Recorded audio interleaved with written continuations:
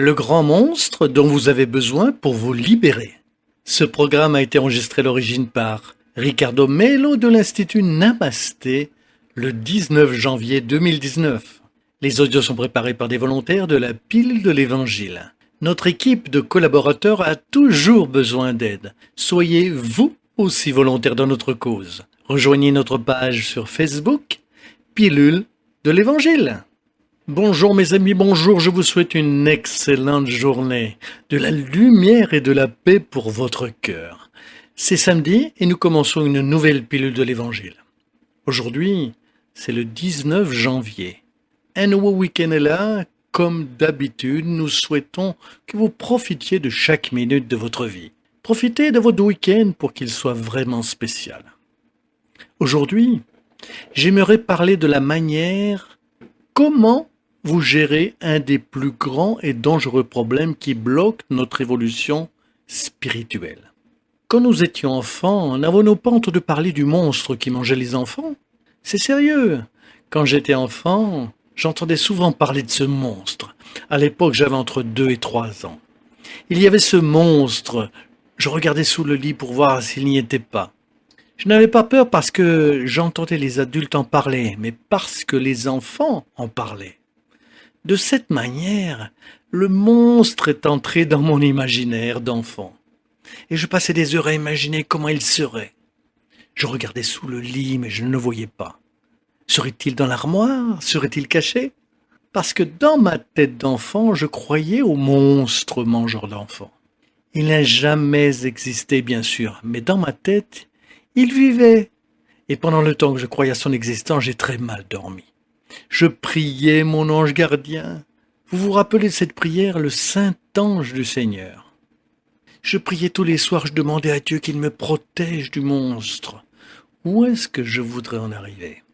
Quand nous grandissons et devenons des adultes, nous changeons juste de monstre, parce qu'il continue à exister de toute façon. Chacun a sa propre liste de monstres, mais quel est celui qui est le plus important? La culpabilité, eh oui, exactement, c'est cela. Vous savez, cette idée qui nous dit que vous n'avez pas le droit au bonheur, que vous êtes incapable de recommencer une nouvelle et meilleure vie, que vous n'êtes pas capable d'avoir une vie qui vous comblerait. Pourquoi? Pourquoi tout cela? Parce que nous avons le monstre de la culpabilité, de l'indignité. Le monstre rappelé « je n'y arrive pas ». Le monstre de la vie injuste. Nous pensons « la vie est injuste avec moi ». Ricardo dit ça parce qu'il ne vit pas ce que je vis. C'est toujours la même chose. Les adultes créent leur monstre, quel qu'il soit. Et parler de monstre, cela fait peur, n'est-ce pas? Mais nous devons y faire face avec l'humour, parce que si nous mettons encore du poids sur les situations qui par elles-mêmes sont déjà lourdes, cela devient difficile. En ce sens, la pilule d'aujourd'hui veut vous parler avec de la bonne humeur, de l'affection, mais avec beaucoup de sérieux.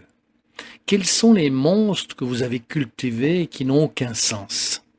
Mais attention, parce que si vous y croyez, ils seront réels pour vous. C'est comme quand j'étais enfant et que je regardais sous le lit. Je cherchais partout quelque chose qui n'existait pas et je souffrais pour quelque chose d'irréel.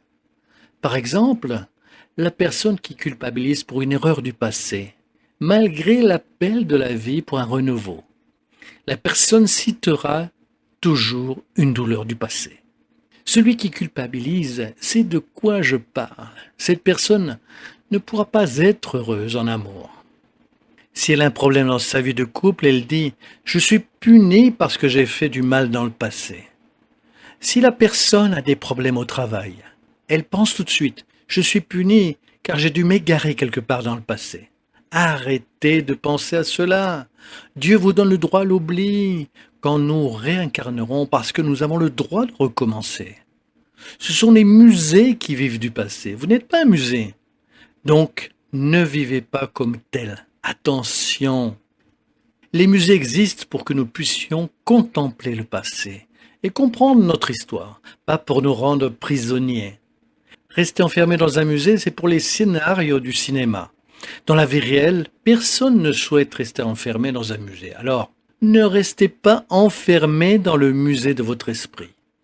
Quand Jésus dit que nous devons connaître la vérité, elle nous affranchira que nous devons faire briller notre lumière. C'est de ça que nous parlons. Nous devons croire que tous les jours nous pouvons recommencer, être meilleurs et plus mûrs que nous étions hier. Nous avons certainement fait beaucoup de bêtises dans la vie. N'en doutez pas, j'en ai fait beaucoup. Parfois nous regardons en arrière avec honte. Mon Dieu, ai-je pu faire cela? Mon Dieu, ai-je pu dire cela? Mon Dieu, comment? Cela est passé. Ce n'est pas la peine de pleurer ou de se plaindre. Aujourd'hui, c'est un nouveau jour, un nouveau moment. Ne vous permettez pas d'être prisonnier d'un temps révolu, en créant le monstre de la culpabilité et en vous empêchant ainsi de progresser, de créer le monstre «je mérite le bonheur» et de vous empêcher de vous rénover. Avez-vous déjà imaginé à quoi ressemblerait la vie de Marie de Magdala, de Saint Augustin, de Paul de Tarse, notre Saint Paul, et de tant d'autres personnages que nous admirons tant? Imaginez si ces personnes étaient prisonnières de leur peur. Donc faites attention. Si nous voulons nous réinventer pour avoir une année meilleure et plus heureuse, nous devons exorciser ces monstres imaginaires qui existent dans notre inconscient à cause de nos croyances. Ne laissez aucune religion vous imposer la culpabilité. Ne laissez aucun chef religieux projeter ses confusions dans votre vie en vous remplissant de culpabilité. Et ne laissez pas quelqu'un qui ne vous connaît pas vous juger. Si Dieu est l'essence, qui est d'où nous venons tous, il nous respecte tels que nous sommes et nous donne le droit de recommencer.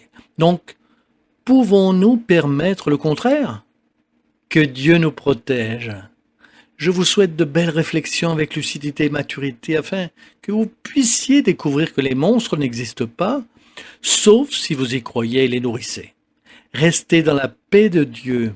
Merci de partager les pilules de l'Évangile. Soyez heureux, réinventez-vous. Plus vous êtes heureux malgré tout, plus vous êtes entier malgré les défis. À coup sûr, vous aiderez l'humanité à grandir à mesure que vous grandissez. Et n'oubliez pas, à bientôt et à très bientôt.